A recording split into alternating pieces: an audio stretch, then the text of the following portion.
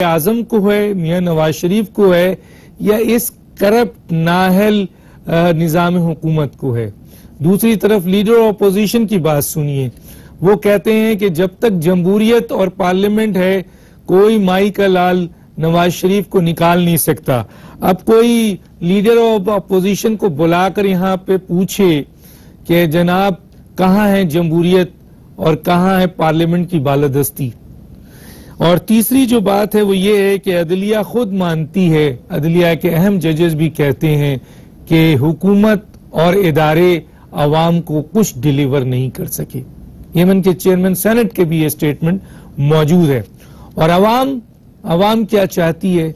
अवाम इस मुल्क में सुकून चाहती है, इस मुल्क में तब्दीली चाहती है। और आज अवाम का जो सबसे बड़ा नारा है वो है एहतसाब का नारा है, और वो एहतसाब भी वो वहां से चाहती है जो ऊपर से शुरू हो। इस इशू पे बात करेंगे। हमारे साथ जो गेस्ट हैं ये उनका तारुफ कराते हैं। मेरे साथ हैं रऊफ क्लासरा साहब, एनालिस्ट कॉलमिस्ट, इस्लामाबाद में हैं। बहुत शुक्रिया सर आपने ज्वाइन किया।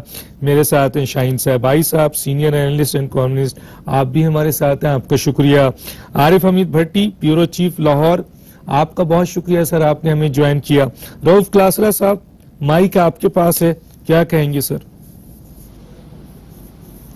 डॉक्टर साहब, पहले तो जैसे आपने कहा कि बड़ा दिल आज दुखी है जो ट्रेजेडी हुई है यहाँ ये पेशावर के नज़दीक जो वाक़या हुआ है, उसमें मेरा ख्याल सारा मुल्क ही अफसरदा। हम भी हैं और जितने भी शहीद हुए उनकी फैमिलीज के लिए हमारे लिए एक दुआ भी है और हमें उनके ऊपर फ़ख्र भी है कि इतने बहादुर सपूत हैं हमारे यहाँ के जो अपनी जानों की कुर्बानी दे सकते हैं। पर्टिकुलरली अगर आपने भी खबरों में सुना होगा, क्योंकि आज का आपको मौजूद भी करप्शन से रिलेटेड इश्यूज हैं।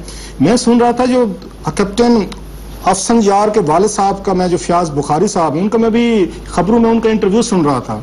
अगर आपने नोट किया हो तो उन्होंने जो बात की, उन्होंने मेरे बेटे ने तो जो काम किया है सो किया है। जो असल चीज इस मुल्क में वो जो खत्म होनी चाहिए, जिसको खत्म किया जाए, तो वो करप्शन है। आप जरा अंदाजा करें कि जिस बाप का बेटा आज यहाँ शहीद हुआ है, बिल्कुल बच्चा सा जो है, छोटा सा बच्चा ही कहेंगे, आज उसका बाप जो है वो अपने बेटे की शहादत से ज्यादा उसको जो फिक्र है वो इस मुल्क में होने वाली करप्शन से है। और मैं तो खुद तो ये सुन के ये थोड़ी देर के लिए स्टंट होकर रह गया हूँ कि एक शहीद का बाप जो है वो एक पूरे मुल्क को, पूरी कौम को वो कह रहे जी मेरा काम आप एक तरफ रख लें, मेरे बेटे ने शहीद होना था, वो हुआ है, बहादुर आदमी था, बहादुर बच्चा था, वो तो लड़के वहां पे शहीद हुआ है। आप जरा बात करें जो इस मुल्क को लूट रहे हैं, जो करप्शन कर रहे हैं। ये मैं इसलिए मैं ये कह रहा हूँ कि आज का टॉपिक ज्यादा इंपॉर्टेंट होगा डॉक्टर साहब आपके लिए। हालांकि मेरे जहन में था कि शायद आज का दिन जो है एक बड़ा एक सोगवार वाला दिन है, शायद हमें कुछ आप शायद टॉपिक अपना बदलें या कोई और गुफ्तगू करेंगे। लेकिन जब मैंने उनकी बात सुनी है उन कैप्टन के, शहीद कैप्टन के वालिद की, कि उनके जहन में यही खड़ा हुआ कि इस मुल्क को मेरे जो बच्चे हैं, हमारे बच्चे जो हैं, वो तो कुर्बानियां दे रहे हैं जितनी वो दे सकते हैं। इससे ज्यादा कैपेसिटी क्या होती किसी उसमें बाप में कि अपना बेटा कुर्बान करे। लेकिन जो मैसेज उन्होंने भेजा है आज वो बड़ा इंतहाई, वो मेरा ख्याल डोमिनेट मैसेज है। हमारे मीडिया को इस तरह के मैसेजेस जो हैं उसको तो बार बार चलाने चाहिए कि कैसे एक शहीद का वालिद जो है वो अपने बेटे की मैयत पे खड़े होकर ये अल्फाज कह रहा है कि इस मुल्क की जो बड़ी थ्रेट है वो आपकी करप्शन है, ये इस मुल्क को खा रहे हैं। और इस मुल्क में अब बहुत सारे नाम है जिनको मैं, अब कोई ऐसा नाम रह नहीं गया कि जिसको अब ढूंढा जा सके और जिसके बारे में कह सकें कि ये बड़ा साफ सुथरा है, जिस पर ईमान लाया जा सके। आप इवन उंगलियों पे भी गिनने वाली अब बात खत्म हो गई है।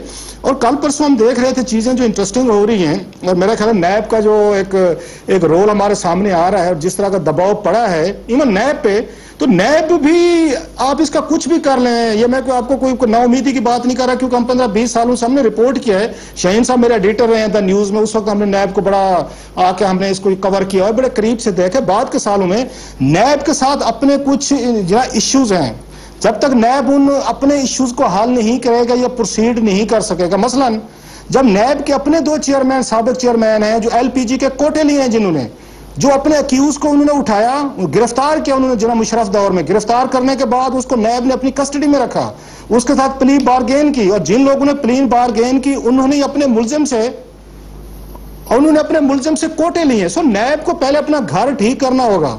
जब तक उन लोगों का ट्रायल नहीं करेंगे जो उनके अपने यहाँ करप्शन कर रहे थे, वो चेयरमैन हूं, वो ब्रिगेडियर हूं, वो मेजर जनरल हूं, जो इनके वहां बैठे हुए थे, आपसे चीजें ठीक नहीं होंगी। डॉक्टर साहब, नैब को अपने घर से काम शुरू करना पड़ेगा और नैब में इतनी जरूरत नहीं है कि अपने घर को ये ठीक कर सके, इसलिए सियासतदान इसके हाथों ठीक नहीं होंगे। ठीक है, मैं आता हूं जनाब शाहीन से। भाई साहब, मैं आपसे एक बहुत रिलेटेड क्वेश्चन कर रहा हूं कि मुझे ये बताइए कि इस वक्त मुल्क के हालात को देखिए तो वजीर आजम को अपनी सीट का खतरा है और लीडर ऑफ अपोजिशन ये कहते हैं कि कोई माई का लाल नहीं हटा सकता है जब तक पार्लियामेंट है और जमहूरियत है।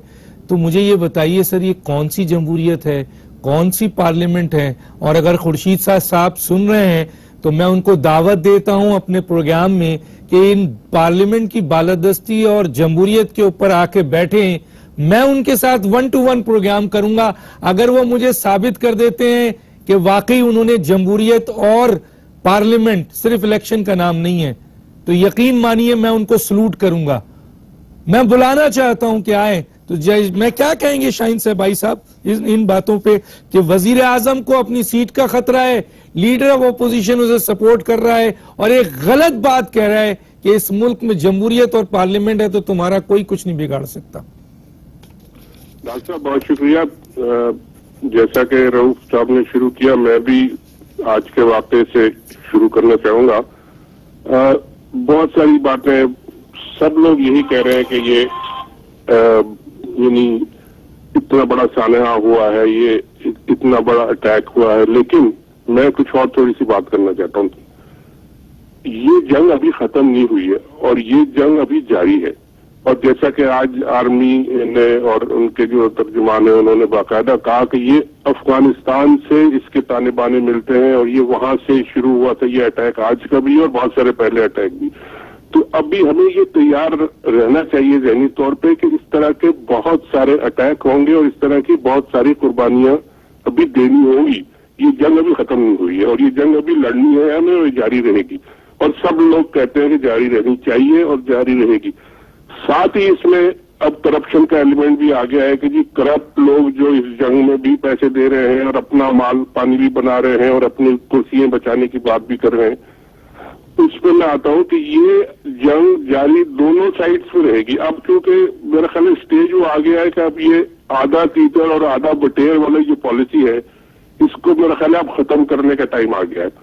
अब ये सारे इदारों को आगे आके बिल्कुल ओपनली और सामने ये कहना पड़ेगा कि जी अब ये जंग हम पूरी तरह जिस तरह के ज़रबे अज़्म और टेररिस्ट के खिलाफ शुरू हो रही है, ये करप्ट लोगों के, चोरों के, डाकुओं के, इनके खिलाफ भी उसी तरह ओपनली ऊपर से शुरू होगी।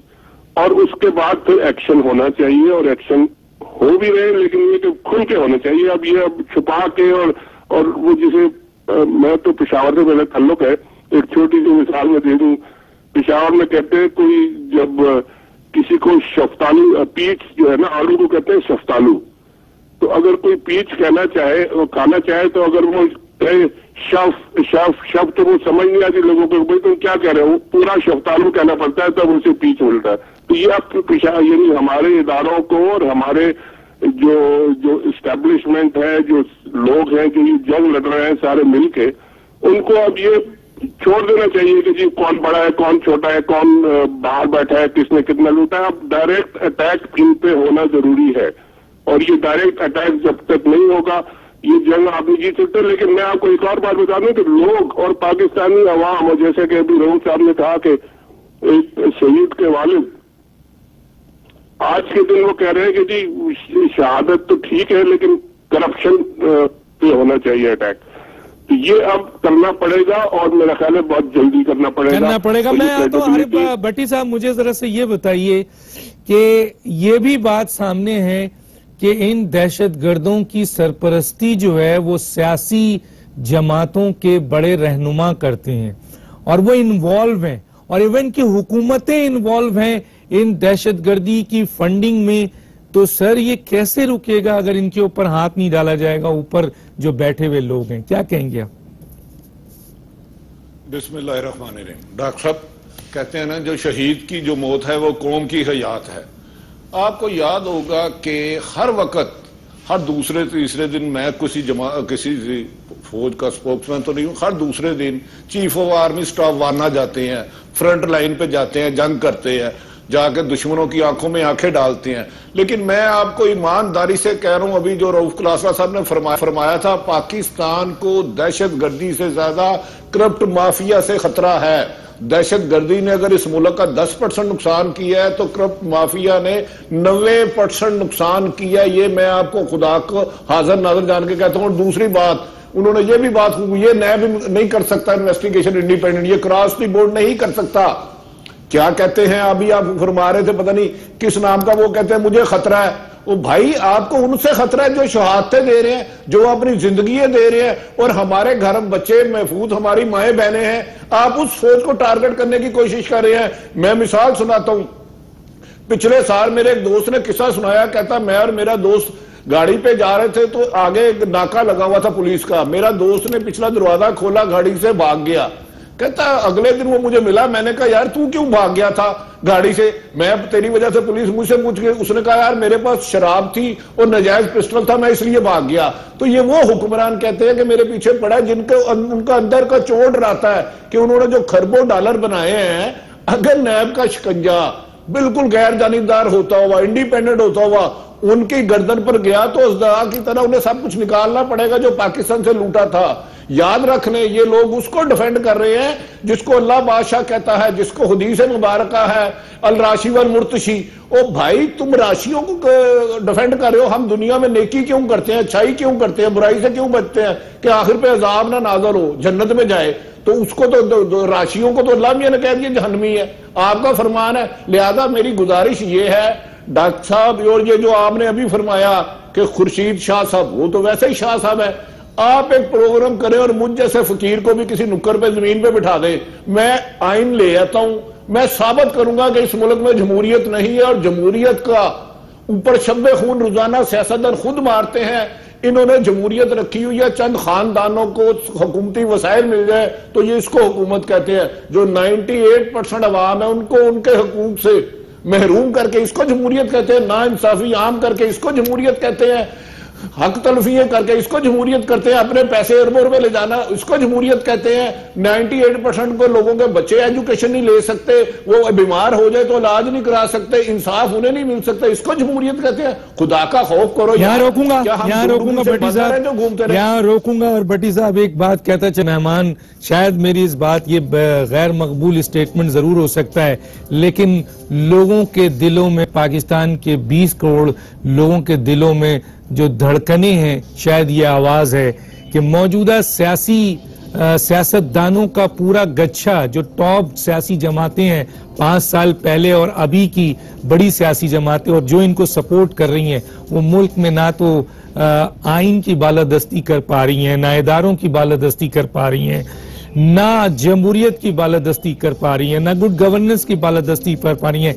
ये सब मिलकर नाकाम है, और इस नाकामी की बुनियाद पर ये दहशतगर्दी की जो जंग हो रही है, इसमें भी वो मुकम्मल तौर पर नाकाम है और उसकी सरपरस्ती करती हैं। मैं नहीं कहता, डीजी रेंजर्स का स्टेटमेंट है जो मैं फिर कोट कर देता हूं जनरल बिलाल का, कि 230 अरब रुपए जो मैंने दिए हैं उनमें वो लोग अल-कायदा के और दहशतगर्दों के नेटवर्क चला रहे हैं जिसकी सरपरस्ती हुकूमत के लोग कर रहे हैं, और ये हमें उस पे हाथ डालने नहीं देते। तो मेरा एक सवाल है, जो मेरा नहीं है, जो इस मुल्क की आवाम का है, कि इस मुल्क में अब वो वक्त आना चाहिए कि ये करप्ट जो निज़ाम हुकूमत है और ये जो करप्ट हुकूमत है, इसे जाना चाहिए और एक इंटरियम गवर्नमेंट आनी चाहिए। हो सकता है इस बात को बहुत से लोग नापसंद करें, लेकिन लोग ये चाहते हैं कि इस मुल्क में बाकिरदार बेहतरीन लोगों की, जैसे रऊफ क्लासरा हैं, जैसे भट्टी साहब हैं, इसी किस्म के बहुत लोग पाकिस्तान में हैं, इनकी एक इंटरिम गवर्नमेंट आए जिनका कोई इंटरेस्ट इन दहशतगर्दों से ना हो, जिनका कोई इंटरेस्ट इस मुल्क में क्राइम करने वालों से ना हो, और इनकी मौजूदगी में अगर फौज कार्रवाई करेगी तो फिर शायद दहशतगर्दी भी रुक सकेगी। वरना यकीन मानिए, इन सियासतदानों की सरपरस्ती में फौज कितने ही काम करे, बहुत मुश्किल है, जैसे मेरे दोस्तों ने जिक्र किया कि नैब, FIA या दूसरे इदारों पे कितना प्रेशर इन सियासतदानों ने डाला हुआ है कि ये काम ना कर सके। एक छोटा सा ब्रेक पे वापस आते हैं।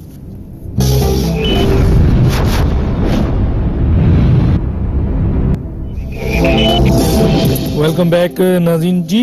मैं आता हूं जनाब रऊफ साहब, अवाम एहतसाब ऊपर से चाहती है सर, बहुत टॉप से चाहती है। इस दफा 20 से पकड़कर और नीचे से पकड़कर बहुत गेम खेले गए।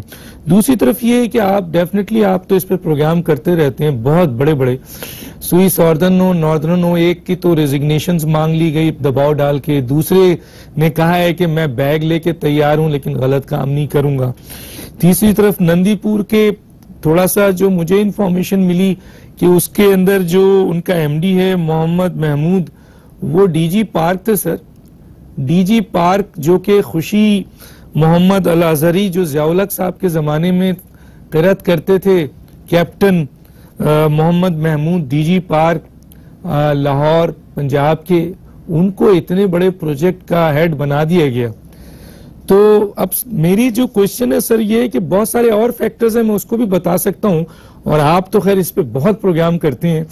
लोग ऊपर से एहतसाब चाहते हैं सर, टॉप मोस्ट एहतसाब, और अक्रॉस द बोर्ड। डॉक्टर साहब, आज मैं आपको इस पे बात करते हैं अक्रॉस द बोर्ड और टॉप से। दो वाकयात मैं आपको सुनाना चाहता हूँ। आजकल मैं एक बुक पढ़ रहा हूँ, अल्ताफ गौहर की ये बुक है जो उन्होंने लिखी है, इसके जनरल अयूब के 10 साल मिलिट्री रूल पे लिखी है। उसमें सिकंदर मिर्जा के बारे में वो बात लिखते हैं। बाकी सिकंदर मिर्जा की जो खूबियां खामियां थी उनको एक तरफ रख देते हैं थोड़ी देर के लिए। वाकया सुनाता हूं मैं। उन्होंने कहा कि जब उनको डिस्पोज किया गया और वो क्वेटा गए, जनरल अयूब खान साहब ने उनको यहां से उनकी छुट्टी कराई, तो सिकंदर मिर्जा ने 70,000 रुपए का कोई बिल बनता था जो उनके अगेंस्ट, उन्होंने वहां से चेक भेजा कि ये हुकूमत पाकिस्तान के उसमें अकाउंट में जमा करवा दें कि ये मैंने खर्चे किए थे, जो मेरे जाती खर्चे बनते हैं, तो ये मैं उनका बिल भेज रहा हूं आपको। ये वाक्य सुना रहा हूं कि आपकी हमारी लीडरशिप जो कभी ईमानदार थी, पॉलिटिकली जो कुछ भी कर रहे थे वो एक अलग कहानी होगी, कम से कम थोड़ी सी डिग्निटी रखी जाती थी, कोई थोड़ा सा अपना पर्सनल ईगो, थोड़ी सी एस्टीम। उसकी कभी आप किताब पढ़ें, इसकी ये बड़ी दिलचस्प बुक है और बड़ी अहम किताब है, मेरा ख्याल है पाकिस्तानियों को पढ़नी चाहिए। वो कुलदीप नैयर की किताब है सर, ये उसकी बियॉन्ड द लाइन्स। उन्होंने उसमें वाकया लिखा है कि नेहरू की जो सिस्टर हैं वो वहां मशरकी पंजाब में किसी जगह गई, रेस्ट हाउस में ठहरी। वहां के गवर्नर, वजीर आला के सेक्रेटेरिएट की तरफ से बकायदा उनको बिल भेजा गया कि जनाब आपकी सिस्टर आई थी, ठहरी थी, ये बिल बनते जरा मेहरबानी फरमा के भेज दें। और नेहरू के पास इतने पैसे नहीं थे, उन्होंने किस्तें करवाई थी कि अच्छा जी मैं किस्तों में अदा कर देता हूं आपको। और वो sitting prime minister of India थे। ये मैं आपको बता रहा हूं करेक्टर क्या चीज होती है, हम क्या ले। आज एक आर्टिकल छपा है सर अनवर महमूद साहब का, ये सेक्रेटरी इंफॉर्मेशन रहे हैं पिछले अदवार में। उन्होंने मोहम्मद खान जुनैजो के हवाले से कुछ उन्होंने चीजें लिखी हैं, वो पढ़ने वाली हैं। अनवर महमूद साहब ने जो आज आर्टिकल द न्यूज में छपा है, ये शहीन साहब ने यकीनन वो मेरा ख्याल देखा होगा, एडिट किया होगा, इन्होंने उसको ये क्लियर किया होगा कि जुनैजो साहब के बारे में लिखते हैं कि उन्होंने एक दफा आर्डर्स किए कि फलां जो FBR के ऑफिशियल्स हैं इनको आप डिसमिस करें। उस पर पता ही चला कि जो पीर पगाड़ा साहब उनके पीर भी थे, उन्होंने आर्डर्स पे एग्जीक्यूशन रुकवा ली, और जो FBR था उस वक्त का, उन्होंने उनके एग्जीक्यूशन उन्होंने आर्डर्स की नहीं की, उनको मतलब सस्पेंशन के आर्डर जो थे नहीं जारी किए। जुनैजो साहब को पता चला, उन्होंने फौरी तौर पर बुलवा के सातों नोटिफिकेशन करवाए। उन्हें बताया गया कि पीर पगाड़ा साहब का हुक्म है, उन्होंने कहा जनाब होता रहे, वो जाने मैं जानूं, इन पे इल्जामात हैं करप्शन के, इनको करें। अपने 3 वजीरों को उन्होंने बैठ के डिसमिस किया, और वो बंदे थे जिनको जनरल जिया लेके आए थे। तो हैरानी होती है, कभी करैक्टर होता था। और आपने नवाज शरीफ साहब को सुना था, वो फरमाते हम तो अपनी जेब से पैसे खर्च करते हैं। हजूर मेहरबानी करें, मैंने आपको 3-4 वाकयात बता रहे, सिकंदर मिर्जा का भी आपको मैंने बता दिया है, नेहरू साहब का भी बता दिया है, जुनैजो का भी बता दिया है। आप जरा कोई एक बिल प्रोड्यूस कर दें जो आपने जेब से पैसे अदा किए हों, ये समझते हुए कि यह खर्चा जो है ये स्टेट का नहीं होना चाहिए, टैक्स पेयर्स का पैसा नहीं होना चाहिए, ये मेरी जेब से जाना चाहिए। आपने तो पिछले साल 22 करोड़ की आपने एक बुलेट प्रूफ गाड़ी ली है, वो भी आपने पैसों से नहीं ली। इस साल आपने यहाँ पे 15 करोड़ रुपए की 10 आपने लैंड क्रूजर्स ली हैं अपने ये कॉन्वॉय के लिए, अपनी फैमिली में डिस्ट्रीब्यूट करने, वो भी अपनी जेब से नहीं ली। आपकी सिक्योरिटी, आपके खाने पीने, अभी एंटूराज गया है, अभी हमने उस दिन पे अपना प्रोग्राम भी किया है, 431 लोगों को लेके गए हैं ये बैरून मुल्क नवाज शरीफ साहब। एक साल में 431 लोग इनके साथ गए हैं। और 50 दिन ये मुल्क से बह रहे हैं, उस पर जो करोड़ों रुपए का चलो खर्चा तो भूल जाएं, उनको सेनेट ऑफ पाकिस्तान ने कहा था कि इनके नाम बताएं, वजारत खारजा उन 431 लोगों के नाम बताने को तैयार नहीं है। क्यों? उनके उसमें फैमिली मेंबर्स है बहुत सारे, उसमें नाम एक्सपोज होते हैं कि आपके साथ आपके बिजनेस ट्रिप जो हैं कौन कौन लोग आपके साथ जाते हैं। तो ये कहते हैं हम जेब से पैसे खर्च कर रहे हैं, कोई एक तो रसीद आप हमें दिखा दें पिछले दिनों में जब से आप वजीर आजम बने, या पिछले भी दिखा दें, आपने कोई बिल पेमेंट की हो ये कह के कि जनाब ये मेरा जाती खर्चा था तो स्टेट के पैसे में। रायवंड में जितने भी मुलाजमीन हैं सर, आपकी नॉलेज में होगा, रायवंड के अंदर जितने मुलाजमीन हैं जो इनके पर्सनल काम करते हैं सर, और जो सिक्योरिटी भी इनकी करते हैं, वो करोड़ों का मतलब अरबों में जाता है वो पैसा। तो वो रायवंड के सारे मुलाजिमीन तो पंजाब गवर्नमेंट के हैं सर।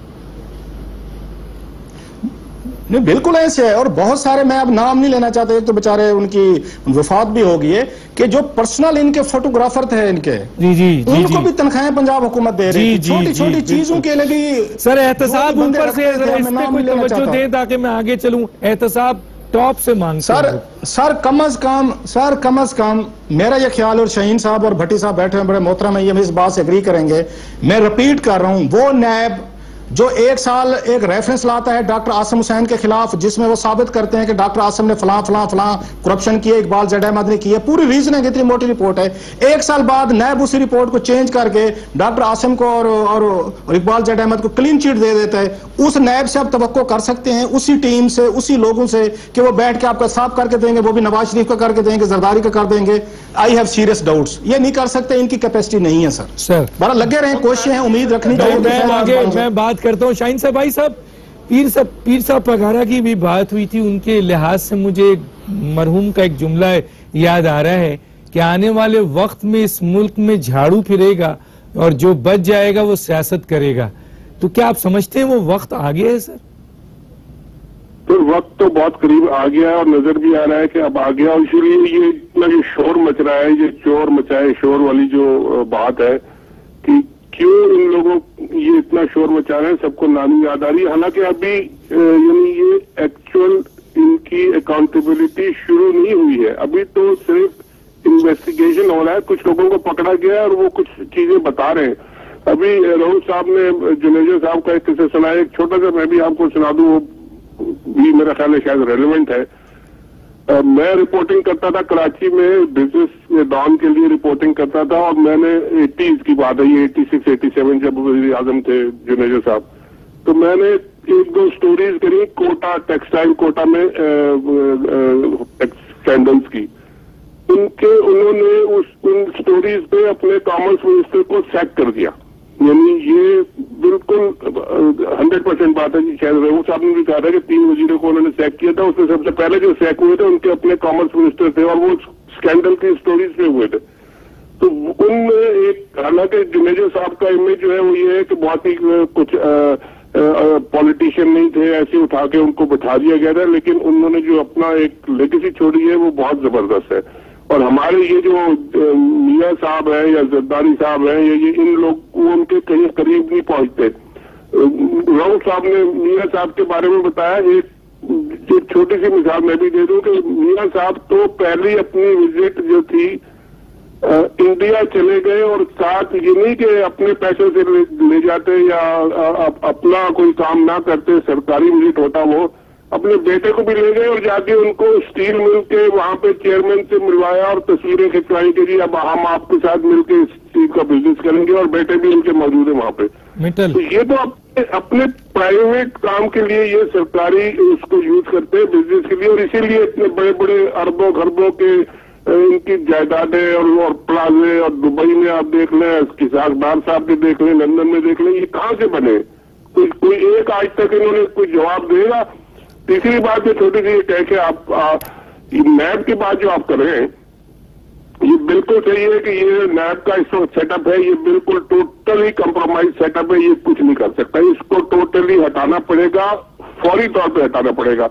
मैं अभी ये ब्रेक में मैं कुछ थोड़ा सा ट्विटर वगैरह पे देख रहा था, वहां पे बाकायदा खबरें चल रही हैं, लोग पोस्ट कर रहे हैं, किसी नैब के चेयरमैन साहब भी अरेस्ट होने वाले हैं। और उन्होंने भी एक प्ली बार्गेन की अपनी ऑफर कर दी है कि मैं आपको 100 सियासतदानों की लिस्ट दे देता हूँ, ये करता हूँ, वो करता हूँ, आप मुझे छोड़ दें। लेकिन ये नहीं चलेगा। अब इनको एक न्यूट्रल, एक बाकायदा स्ट्रॉन्ग सेटअप लाना पड़ेगा और वो आके फिर अक्रॉस द बोर्ड करे, तब ये होगा। तो फिर इन सियासतदानों की छतरी के नीचे तो नहीं हो सकता। फिर वो मुतालबा एक इंटरिम गवर्नमेंट का कि कोई भी करे सर, ये बहुत सारे काम जो है इस वक्त ऐसे हो रहे हैं कि जो इन्हीं के छतरी के नीचे ही हो रहे हैं। ज़रबे हल भी इन्हीं की छतरी के नीचे शुरू हुआ था, हालांकि इनकी कोई बिल्कुल ख्वाहिश नहीं थी कि शुरू हो। ये कराची ऑपरेशन की छतरी के नीचे शुरू हुआ, क्या कहते हैं, ये भी इन्हीं की छतरी के, ये सारे काम इसी तरह होते हैं और ये भी इसी तरह होने चाहिए, चाहे आप छतरी हटाएं या ना हटाएं, ये काम होना जरूरी है। भट्टी साहब क्या कहते हैं? डॉक्टर साहब, मैं आपकी सादगी पे कुर्बान जाऊं। आप चोरों को चौकीदार बनाते हैं और फिर कहते हैं घरों की हिफाजत हो। जब चोर चौकीदार बन जाता है तो नाकाबिले तलाफी नुकसान होता है, क्योंकि मुहाफिज ही लुटेरा बन जाता है, डाकू बन जाता है, चोर बन जाता है। अभी जैसे राउत साहब ने फरमाया जुनेजो साहब ने किया, तो जुनेजो साहब के साथ आपको पता क्या हुआ था जब बाहर से आए थे? दूसरा, यार ये हुकूमत बेचारी क्या कर रही है, चंद खरबों डॉलर ही बना रही है ना। ये कह रहे सरकारी वसाइल इस्तेमाल ना करे। रायविंड में जो शहनशाह का घर है उधर उनके घोड़ों के लिए अस्पताल बना, वो सरकारी पैसों से बना। क्या फर्क पड़ता है यार, उनके पास पैसे ज्यादा बैरूने ममालिक से इधर खर्च करने के लिए नहीं थे। आप हम लोगों को क्यों बरोड़ चढ़ते हैं? 2009 में जाती उमरा में खाना हुआ मुस्लिम लीग नून का और वजीर आला पंजाब खादमे आला साहब थे, तो 90 शहरा से ना सरकारी गाड़ियों में सरकारी खाना गया, तो क्या फर्क पड़ता है यार। हमारे सदर में भी हुआ है सर। सबसे ज्यादा पसंद है किसी भूखे को रोटी खिलाना। तो देखिए नंदीपुर में अगर उन्होंने थोड़ा से 2-4 खरब रुपए करप्शन करा लिया है, तो उन्होंने आपकी इस आवाम को 95% भूख से भी तो कर दिया ना, पांव से भी तो नंगा कर दिया ना, पेट से भूखा कर दिया, तन से नंगा कर दिया। तो आप हमें क्या प्रॉब्लम क्या है? अगर ये करप्शन करते हैं तो ठीक है, 98% लोग तो नहीं ना कर रहे, ये 2-4% कर रहे हैं, तो इन्हें करने दें। ये खुद ही बाहर आ, ये नैब इंक्वायरी नहीं कर सकती, ये FIA खुद इंक्वायरियों के काबिल। अगर इन FIA के चंद अफसरान को मैं जानता हूं पकड़ लो तो अरबों रुपया इनसे बरामद हो जाए। इस नैब के जो चेयरमैन है, इन्होंने अपने बेटे के 2 वलीमे किए और माशाल्लाह अच्छी खासी पैसे। सर ये आगे बढ़ते हैं तो फिर स्टेटमेंट दिया सर। अभी सिंध में आगे क्या बढ़ते हैं इन्होंने? सर ये बढ़ते हैं आगे तो फिर चीखते हैं कि ये नैब को रोको, ये FIA को रोको। ये चीखते नहीं है सिंध गवर्नमेंट के लोग सर, ये FIA को रोको, ये नैब को रोको, ये दखल अंदाजी कर रहे हैं। चंद रोज कबल एपेक्स कमेटी, डॉक्टर साहब मैं 1 मिनट लूंगा, चंद रोज कबल एपेक्स कमेटी की मीटिंग हुई तो चीफ ऑफ आर्मी स्टाफ ने कहा, चारों सूबों के वज़ीर आला थे, उन्होंने फरमाया कि मैं क्या करूं यार, मैं जिस दहशतगर्दी में जिसको पकड़ता हूं उसके पीछे करप्शन का माल निकलता है। अब बताएं, करप्शन के को काबू के पाए के बगैर दहशतगर्दी काबू नहीं हो सकती। असर इस मुल्क का जहर करप्शन है, करप्शन है, करप्शन है। जहन्नमी आदमी कभी बेहतरी नहीं ला सकता, तबाही लाएगा। और ये इस मुल्क में आप अपने हुक्मरानों को एक बात कहेंगे, टीवी पे आगे बता दें उनके कितने पैसे और कहां कहां पड़े हैं, ठीक है, उन्होंने कैसे, ठीक है बेटी साहब, उनकी गुलामी। फिर बेटी साहब एक छोटे से ब्रेक पे जाते हैं, नाज़रीन फिर वापस आते हैं।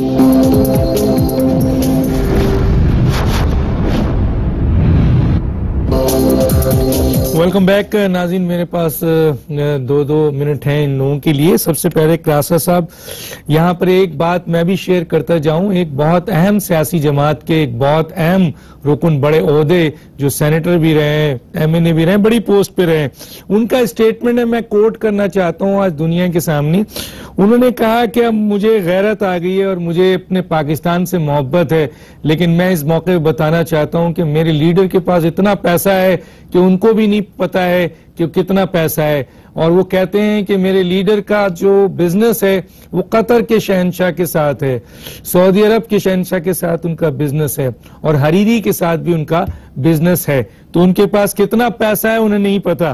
दूसरा, अभी मेरे पास एक टेक्स्ट आया, मैं आपके पास रऊफ क्लासरा भेजना चाहता हूं। उसमें लिखा है कि लाड़काना VC शहीद बेनजीर जो है medical universities pays 8 crore for his posting to appointing authority. क्या कहेंगे सर, ये 8 करोड़ रुपए अभी वो एक टैक्स आया है, कहते हैं जी मैं वहीं से अपनी बात को आगे लेके चलता हूं जहां से मैंने छोड़ी थी 2 मिनट का बिल्कुल मुख्तसर सी बात। मैं करैक्टर की बात कर रहा हूं कि पाकिस्तान के पिछले जितने वजीर आजम है रिसेंट पास्ट में बता रहा हूं, इन्होंने इनके जो आबाई घर थे उनको इन्होंने कैंप ऑफिस डिक्लेयर करके करोड़ों रुपए के इन्होंने घर के लिए फर्नीचर इन्होंने खरीदे, इन्होंने दीवाने बनवाई, इन्होंने वहां पे और चीजें करी टोटल की, और वहां पे जाके एक आध दिन या ये 24 घंटे से ज्यादा भी नहीं रहना होता था। आप कभी चेक करें, शहबाज शरीफ साहब को देख लें, इनके पूछें कि आपके कितने लाहौर में कैंप ऑफिसेज हैं। कैंप ऑफिस 3 से ज्यादा हैं, सारे का सारा खर्चा आपका स्टेट एक्सचेकर से जा रहा है। एक गिलानी साहब थे जहां पे मुल्तान में, उनसे जरा पूछ लें किसी दिन जी आपने मुल्तान में वहां कैंप ऑफिस बनाया हुआ था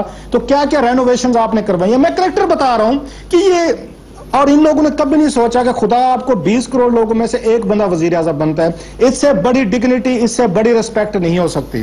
और दुख होता है डॉक्टर साहब, इन लोगों ने कहा जी हमें आपकी इज्जत नहीं चाहिए, हमें डिग्निटी नहीं चाहिए, हमें माल पानी या दीगर चीजें चाहिए। अफसोस होता है लास्टली आज आप उस द न्यूज में फ्रंट पेज पे एक आपकी तस्वीर छपी हुई है, इनकी नवाज शरीफ साहब की यूथ लोन प्रोग्राम पे बैठे मीटिंग कर रहे हैं, उनकी साहबजादी उनके साथ बैठी हुई हैं जो हालांकि इस्तीफा दे चुकी हैं, जो उन्होंने बकायदा वहां पे हाई कोर्ट में इस्तीफा दे दिया था, वो मीटिंग में साथ बैठी हुई है, चेयर हो रही है साथ में। मैं बता रहा हूं फैमिली किस तरह आप उनको प्रमोट कर रहे हैं। आपके सदर पाकिस्तान ये मसूफा बैरून मुल्क गए हैं, $60,000 की टिप्स दे के हैं वेटर्स को, वो मुल्क जो $5 बिलियन हर साल लोन ले रहा है।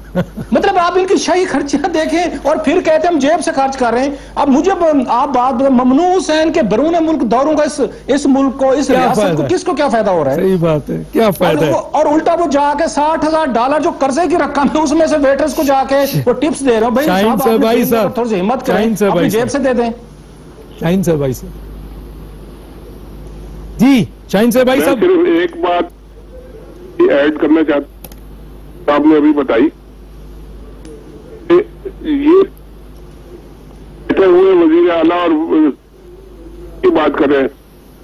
मैं ये कहता हूं कि जो हमारे यहाँ प्रेसिडेंट या गवर्नर बन 2 दिन के लिए आप बुक करा के चले जाते हैं, यानी ये बहुत सारे केसेस जरा पता लगाएं आप कि कौन कौन से जिन्होंने एज प्रेसिडेंट और एज गवर्नर के लिए